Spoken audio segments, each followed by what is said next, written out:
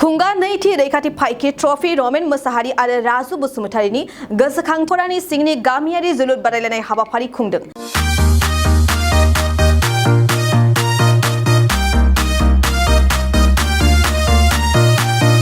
सालाकाथि दख'र दुलाराय बर' फरायसा आफादनि बानजायनायाव रैखाथि फाइखि ट्रफी 2022 खौ खान्थालगुरि बारलां क्लाबनि गेवलां गेलेग्रा फोथाराव 31 आगस्तनिफ्राय 4 सेप्तेम्बरसिम खुंफुंगोन। जोलुर गेलेनायखौ गिबियाव दगरफारा अनसुमै एफसि आरो सथा खुरसाकुटि फुंखा एफसिनि गेजेराव गेलेनानै बेखेवजेननाय जायो। बे हाबाफारियावनो गाहाय आलासि महरै बाहागो लाना बेखेवना होयो क'क्राझार जिल्ला दुलाराय बर' फरायसा आफादनि आफादगिरि कृपेश दैमारि, सोलोंथाइ नेहाथारि जांगिला वारि आरो ओनसोलनि सानसुमै साननो हनो गोरों जों लोगोसे ओनसोलनिनो बिथांमोनहा। दुलाराय बर' फरायसा आफादा रैखाथिनि फाइखि जे जोलुर बादायलायनाय जे हाबाफारि बेखौ दिनै खान्थालगुरि गामिनि गेलेग्रा फोथाराव बे हाबाफारिखौ दिनै खुंफुंदों आरो खुंफुंनायनि गुबै थांखियानो जाहैबाय जाय रमेन मुसाहारि आरो राजु बसुमतारि थांनाय 2005 मायथाइनि 23 डिसेम्बर खालि बिथांमोनहा हारियाना पुलिसनि आखायाव बा बिथांमोननि सिलाइनि गुलिजों जिउ गोमानो गोनां जादोंमोन आरो बिथांमोनहा जे जिउ गोमानो गोनां जाबाय बिनि गुबै थांखियानो जाबाय जोंहा क'क्राझार गभ कलेजाव बै समाव इसान मुसाहारिनि मोनसे इयारलि जे प्रग्राम जाबाय थायो बै प्रग्रामाव क'क्राझार गभ कलेजाव गसाइगावनि माखासे फरायसाफोर बे हाबाफारियाव बाहागो लाफैदोंमोन आरो बे हाबाफारियाव फैबाय थानाय ट्रेनजों फैबाय थानाय समाव बिथांमोनहा बै हारियाना पुलिसनि गाज्रि नोजोराव गोग्लैनाय हिसाबै बिथांमोनहा जे हाबाफारियाव क'क्राझाराव दिनै ट्रेननिफ्राय ओंखारनो गोनां दङमोन नाथाय बै बिथांमोननि जे गाज्रि आखुनि थाखायनो बे हाबाफारियाव क'क्राझाराव ट्रेननिफ्राय बिथांमोनहा ओंखारनो हायाखै। बिनिनो दिनै क'क्राझार जिल्ला दुलाराय बर' फरायसा आफादनिफ्राय खावलायहरनाय बायदियै आरो दिनै खबर मोननाय बायदियै दिनै जे ट्रेनाव ओरैबायदि घटना जाबाय दा बेनिखायनो रैखाथि होनांगौनि थाखाय दिनै सालाकाथि दख'राखौ खावलायहरनाय लेखा बै बिथांमोनहा जिहेथु सालाकाथि दख'रा आरो दालाइसा आफादनि जिहेतु बिथांमोनहा साफा बिबानगिरिमोन बै समाव बै फरायसाफोरखौ रैखाथि होनांगौनि थाखायनो बिथांमोनहा सालाकाथि रेलवे स्टेसनाव बे ट्रेनखौ लाखिनो गोनां जादों आरो बे हिसाबैनो बिथांमोननि गेजेराव जे हारियाना पुलिसनि गेजेराव नारा-नाथा जानो गोनां जानायाव दिनै आरो बेवहाय गोबां जाथाय जानो गोनां जानायाव बिथांमोनहा सिलाइनि गुलिखौ दिनै गावनो गोनां जादों होननानै जों मिथिनो मोन्दों आरो बै समावनो दिनै बै बिथांमोनहा रमेन मुसाहारि आरो राजु बसुमतारि आरो बिथांमोनहानो दिनै जिउ गोमानो गोनां जादों बै समाव।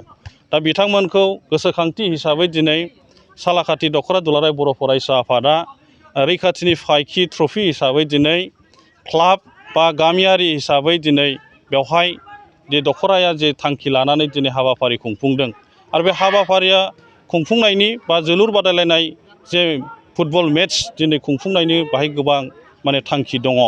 दा जोंनि गेजेराव गोबां क्लाब दङ आरो गोबां गामियाव मोजां गेलेगिरिफोर दङ आरो बै गेलेगिरिफोरनो नांगौ बायदि दिनै गेलेनो थाखाय जायगा बा प्लेटफर्म होनो हानाय जायाखै।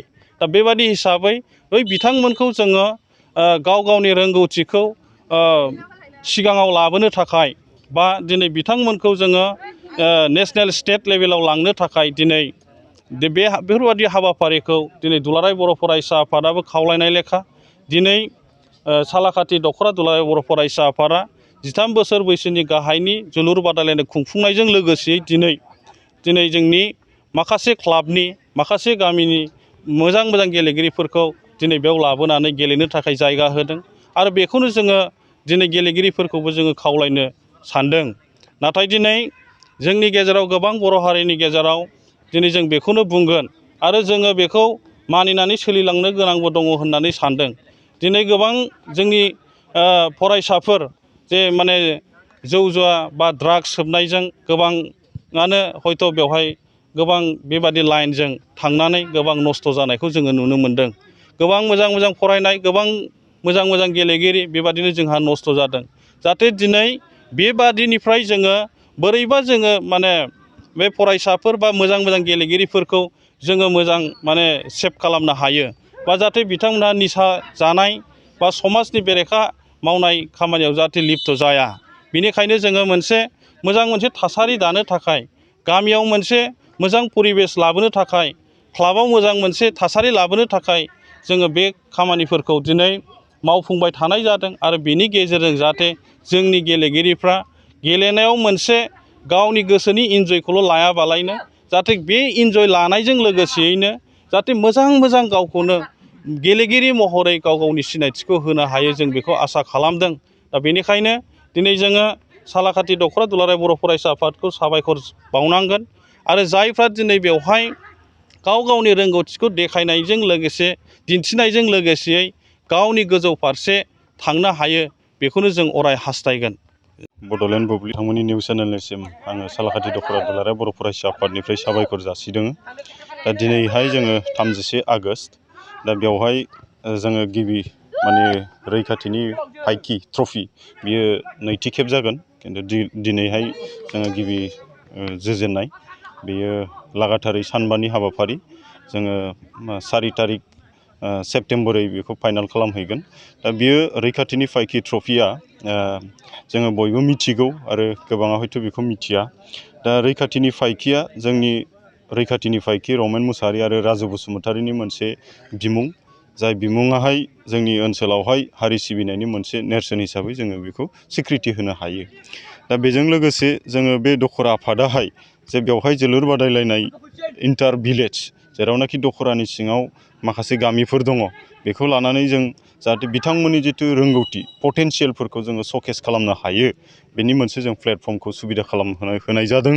आरो जों आसा फारिदों बेनि गेजेरजोंनो जाहाथे जोंनि गेलेगिरि बिथांमोना गेलेनायखौ मोनसे गावबागाव केरियार अपसन हिसाबैबो आजिखालि लांनो हासै।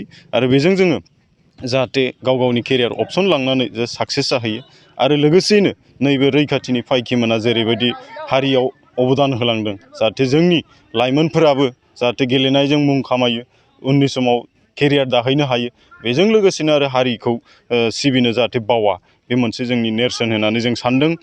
आरो बेजों लोगोसेयैनो जोङो बेखौनो फोरमायगोन जे नैबे हाबाफारिया जिथु जोङो 2021 सननिफ्राय लानाय जादों, देग्लाय नैथि खेब, बिनि गेजेराव दङ दुलाराय बर' फरायसा आफादनि बड'फा मिशन फर सास्टेनेबल चेन्जनि मिशना बेवहाय हाबफानानै दङ होननानै आं फोरमायो।